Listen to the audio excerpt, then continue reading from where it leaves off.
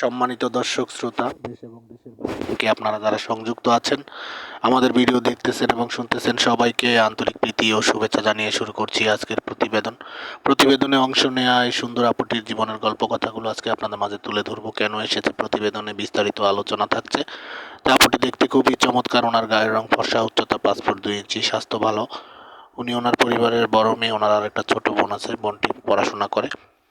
তো ওনার পরিবারে ওনার বাবা নেই, মা আছে। ওনার মা বাসাবাড়ির কাজে নিয়োজিত আছে, উনিও আপনার একটি বাসাবাড়ির কাজে নিয়োজিত আছে। ওনার আগে বিয়ে হয়েছিল, হাজব্যান্ড মারা গেছে, ওইখানে তার কোনো বাচ্চা কাচ্চা হয়নি।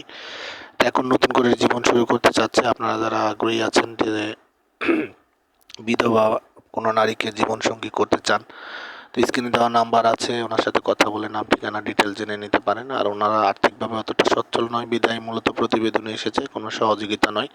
ভালো দায়িত্ববান লোকের খোঁজে মূলত প্রতিবেদনে এসেছে। পাত্রের বয়স একটু বেশি হলে, বিবাহিত হলে ওনার কোনো সমস্যা নেই। তো আপনারা যারা আগ্রহী আছেন, এই ধরনের পাত্রীর খোঁজে বসে আছেন, স্ক্রিনে দেওয়া নাম্বারে কথা বলে নাম ঠিকানা ডিটেলস ওনার মুখ থেকে জেনে নেবেন। আর আমাদের চ্যানেলকে সাপোর্ট করার লক্ষ্যে প্রত্যেকটি ভিডিওতে একটি লাইক কমেন্ট শেয়ার করবেন। চ্যানেলটিকে সাবস্ক্রাইব করতে ভুলবেন না।